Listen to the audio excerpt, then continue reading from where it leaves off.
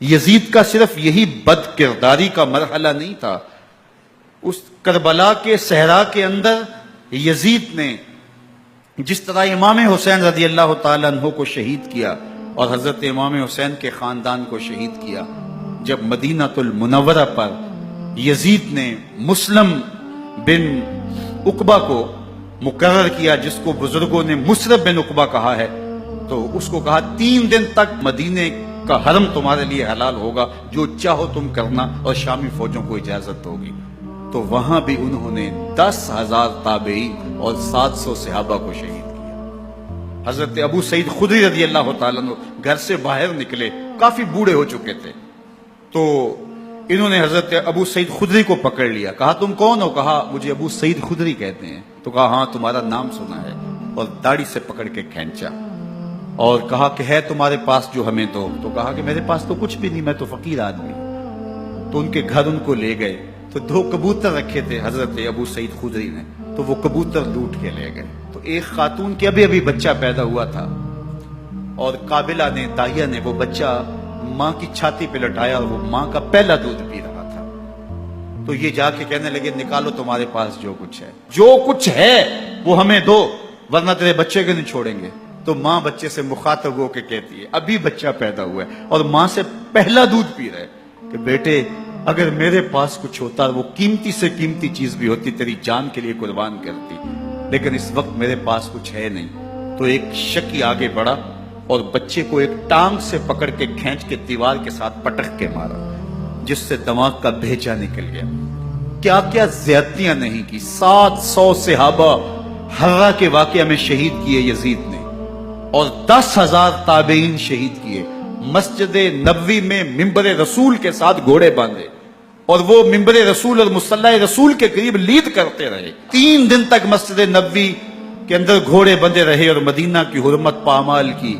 مدینہ کے گھروں کے اندر یہ بد کماش داخل ہوئے، اور جو بدکاریاں انہوں نے کی، کلیجہ منہ کو آتا ہے۔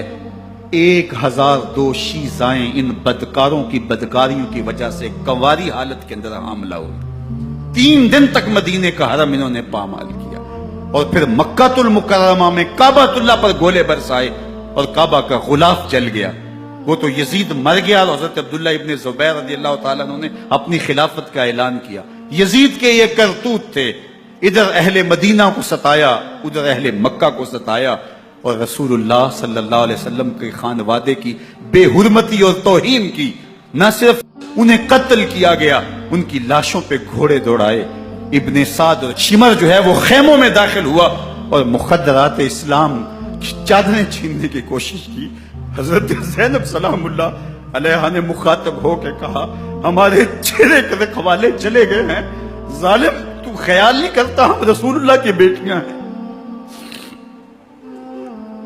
حضرت شہربانو، حضرت زین العابدین اور حضرت زینب سلام اللہ علیہم، ان تینوں کو ایک اونٹ پہ باندھا گیا، اور باقی اونٹوں پہ باقی سادات کو، حضور کی شہزادیوں کو باندھا گیا، رسیوں میں جکڑا گیا، اور اونٹوں پہ باندھ کر کے کوفے کی جانب آگے آگے شہیدوں کے سر چل رہے ہیں، اور پیچھے یہ قافلہ چل رہا ہے۔ اور جب یہ قافلہ وہاں سے گزرا جہاں لاشیں پڑی تھی، امام زین العابدین 14 سال کے تھے اور بیمار تھے، اور ان کا حوصلہ نہ ہوا، وہاں غشی ان کے اوپر آنے لگی۔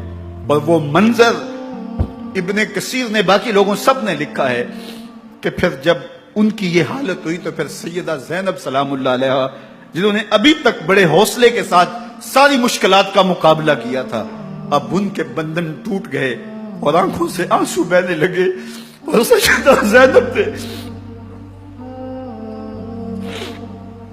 امام حسین رضی اللہ تعالیٰ عنہ کی لاش پہ کھڑے ہو کے، اور وہ روندی ہوئی لاش، ٹوٹی ہوئی ہڈیاں، اور وہ بریحاں بدن، کٹا ہوا سر نیزے کی نوک پہ، اور لاش یہ پڑی ہے، تو حضرت سیدہ زینب نے مدینے کی طرف منہ کر کے جو ہے وہ حضور سے فریاد کی، رسول اللہ، اے پیارے آقا، یا جدہ ہو، اے ہمارے نانا محترم، یہ دیکھیے آپ کا حسین پڑا ہوا ہے۔ بدن سے کپڑے اتار لیے گئے، خاک ہوائیں اڑا رہی ہیں، اور اس کے اوپر چادر جو ہے وہ مٹی کی پڑ گئی ہے۔ یا محمد آہو، اور آگے فرمایا حضور آپ کی اولاد کاٹ دی گئی، اور پھر کہا بناتوں کا سبایا، حضور دیکھیے آپ کی بیٹیوں کے ہاتھ باندھ دیے گئے ہیں، اونٹوں پہ کس دیا گیا ہے، سرے شہیدہ آگے آگے چل رہے ہیں۔ راستے کے اندر ایک جگہ آئی اور ان کو اتارا گیا، رات کا موقع تھا، ایک خاتون آئی اور اس نے کوئی کھانا پیش کیا ان کو اور کہا کہ میں کسی زمانے میں حضرت سیدہ فاطمہ تو زہرا کی نوکری کیا کرتی تھی، ان کی لونڈی تھی، ان کی کنیز تھی، اور آج مجھے پتا چلا کہ آپ لوگ گزر رہے ہیں، تو میں نے کہا کہ میں اپنی مخدومہ کے خاندان کی خدمت کروں۔ اور پھر اس نے کہا کہ اس وقت سیدہ کی گود میں ایک 6-7 ماہ کی بچی تھی جس کو زینب کہا کرتے تھے، تو سیدہ زینب نے کہا کہ اماں اگر پہچانتی ہو تو وہ بدنصیب